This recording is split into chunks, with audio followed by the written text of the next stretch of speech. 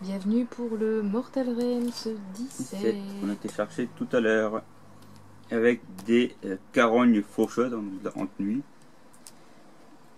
Toujours dans la description des forces d'orage et les chefs d'unité dans vos parties. C'est parti. Et on avait un dépliant, on regardera après. Donc les carognes faucheuses, alors si je dis pas de bêtises, à la base ce sont là-bas c'était jadis des soigneuses, des nourrices. Qui était destiné à vouer, à soulager les souffrances des gens en fait. C'était des infirmières quoi. Ah, c'était des soigneuses, infirmières, on est des soigneuses. Ces enfants, bien sûr, ils ont attiré le coup de Nagash, parce que pour eux soigner des gens, Nagash n'est pas content. Parce que Nagash, lui, il aime bien récupérer les âmes des morts. Comme eux sauver les morts, du coup, pour les punir, il les a transformés en caronnes faucheuses en fait. Donc en créature qui donne la mort. Voilà. Voilà. Et il a un point de vue plus bizarre, Nagash.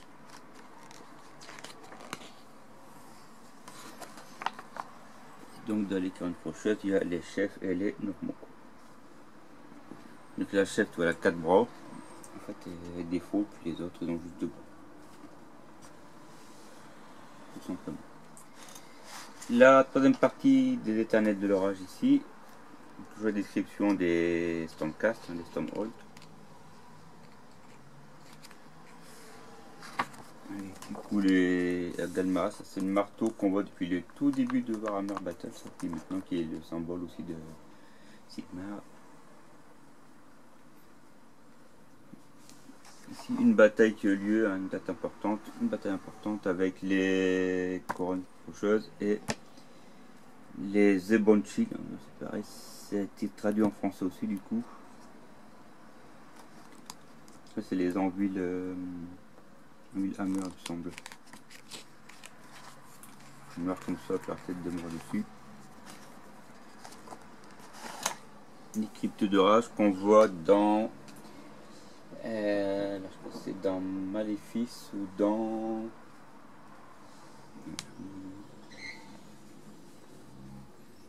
j'ai suivi de voir si je le vois sur le côté.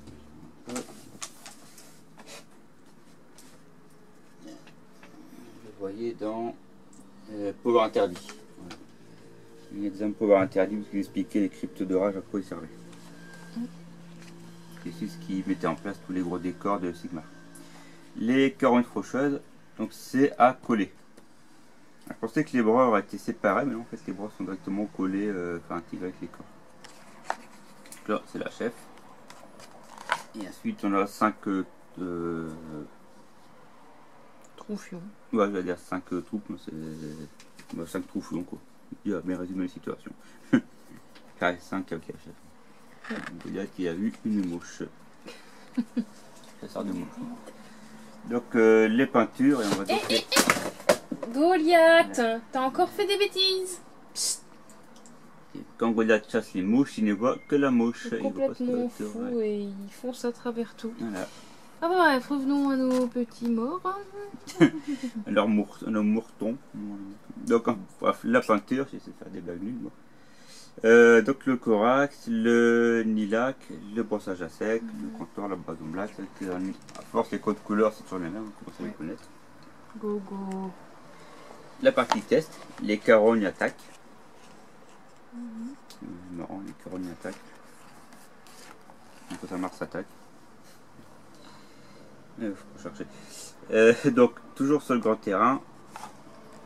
Donc une horde avec le chêne et les carognes faucheuses. Les grands décors, des castigateurs et des séquiteurs. Ici il y a le mouvement qu'il offre. Les fiches techniques.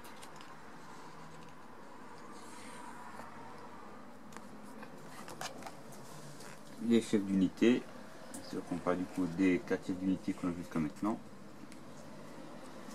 Et ensuite les parties test pour faire les affrontements. Voilà. On peut remplacer, vous voyez, si on souhaite d'autres figurines, on met en plus.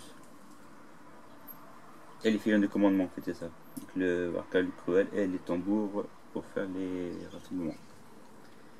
le prochain Mortal, j'allais dire Conquest, Mortal, 2 pots de peinture et un tapis de jeu. Un tapis.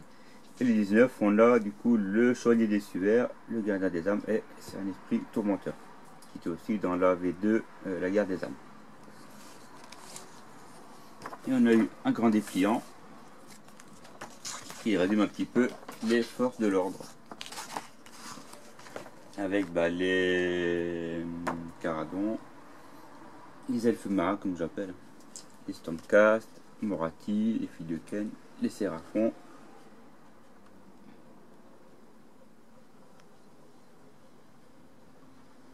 qui est devenu du coup une divinité, un petit peu spoilé. Donc les Sylvains avec Calariel,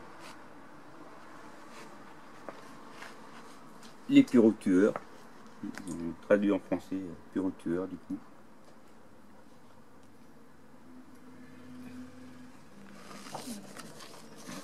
Et du coup la grappe, hop, ça.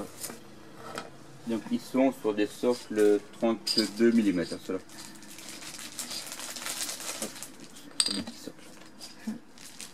Sorti également en 2018.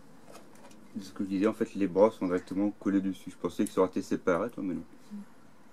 Maintenant ça aurait été peut-être trop galère à coller, vu la finesse. Ouais.